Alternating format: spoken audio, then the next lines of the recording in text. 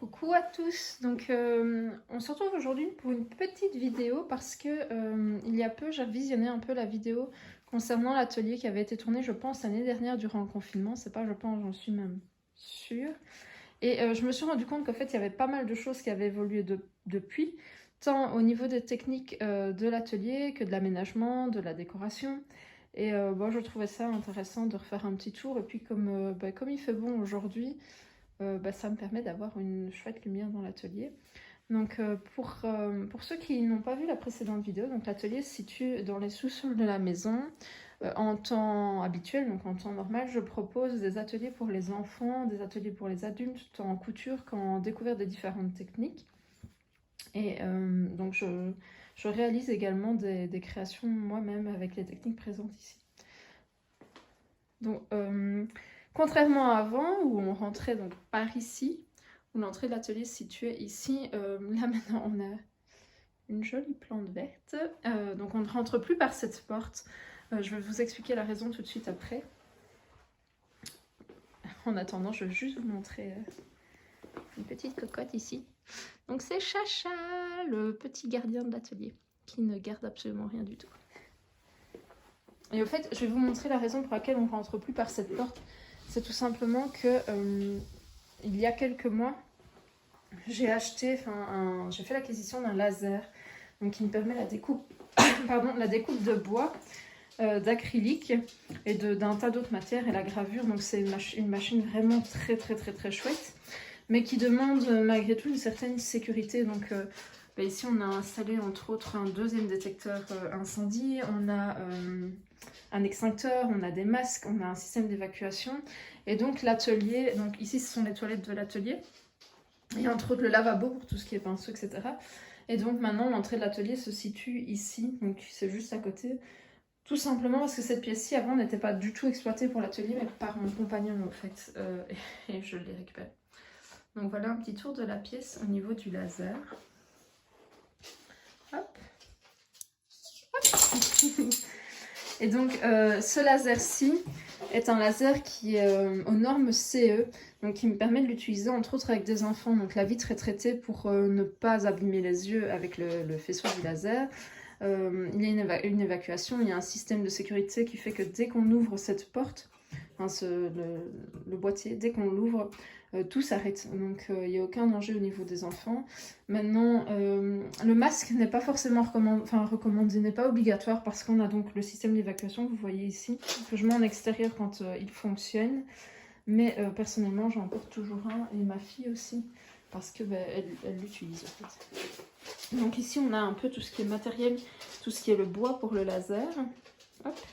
Si ça vous intéresse, je ferai des vidéos un peu plus spécifiques pour chacune des machines parce que je pense que je pourrais en parler pendant des heures.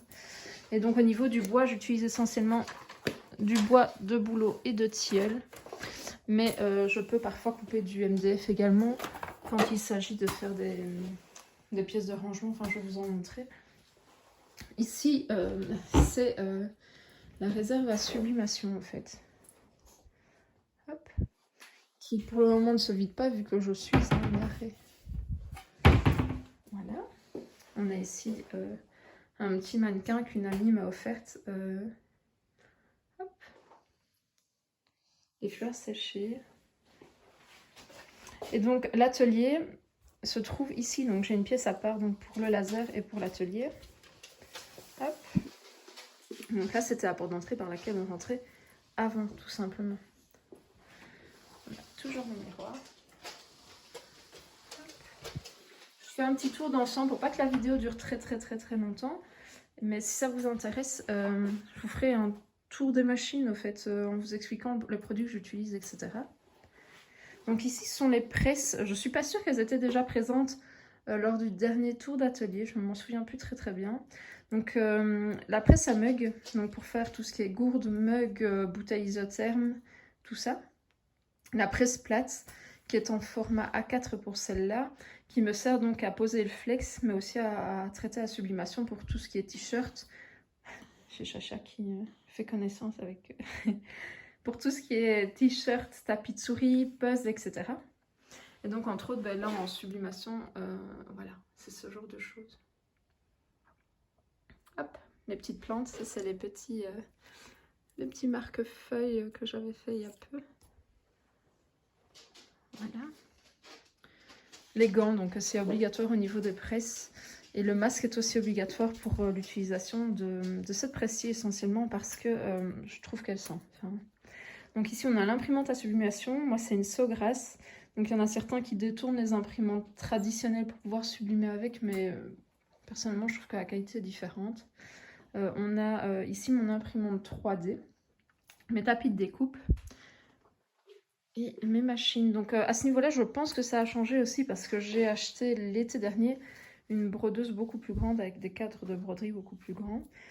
Donc ça, cette machine-là, c'est ma Janome, je sais plus le numéro, mais c'est une Janome qui me permet de coudre les sacs, le cuir, etc. Enfin, elle passe vraiment de très très grosses épaisseurs. Ma surjeteuse, la machine à coudre de ma fille et la ménagère, donc la mienne. Ça, c'était un meuble que mon compagnon m'a fait l'été dernier, enfin pendant le confinement dernier pour nos 4 ans. Donc il a réalisé le meuble enfin, entièrement. Là, ce sont tout ce qui est tissu enduit, au fait. Ce sont des tissus enduits. Ici, ce sont les matières un peu plus spécifiques. Donc, on a du pull, on a du filet pour les sacs à vrac. Ça rentrait plus dans les armoires. Donc, ça atterrit ici. Ça, ce sont les chouchous. Les paires de ciseaux uniquement dédiées à la couture. Donc, il faut savoir que les paires de ciseaux qu'on utilise pour la couture ne peuvent pas être utilisées pour couper du papier ou du carton parce que ça abîme très, très, très vite les lames. Et un ciseau de couture doit forcément très très bien couper. Hop. Ici, on a donc la nouvelle brodeuse qui est une Janome aussi, la Memory Craft 550E. Et elle a la spécificité comparée à mon autre brodeuse qui était une Brother d'avoir un cadre de broderie très grand, donc qui fait du 40 sur 36 cm, ce qui est parfait par exemple pour les dos de veste ou ce genre de choses. Hop. Là, c'est la décoration que j'ai réalisée. Ben, entre autres, ce que vous voyez là a été réalisé au laser, ça aussi. Certaines découpes ont été réalisées au laser au niveau du papier, les plus précises. Les fleurs ont été réalisées avec ma caméra. Donc ça, c'est un peu l'armoire où je mets toutes mes affaires. Là, c'est tous des livres en lien avec la couture, le craft, tout ce qui est patron de couture aussi. Enfin, c'est vraiment tout ça, ou la polymère également. Voilà. Ici, on a les stocks quand je referai donc les marchés, etc. Ici, c'est mes simili-cuirs essentiellement et le travail des sacs, donc ici. Ce sont aussi des simili-cuirs. On a aussi de la suédine que je n'ai pas encore vraiment pris le temps de retravailler parce que je reprends seulement tout doucement un rythme.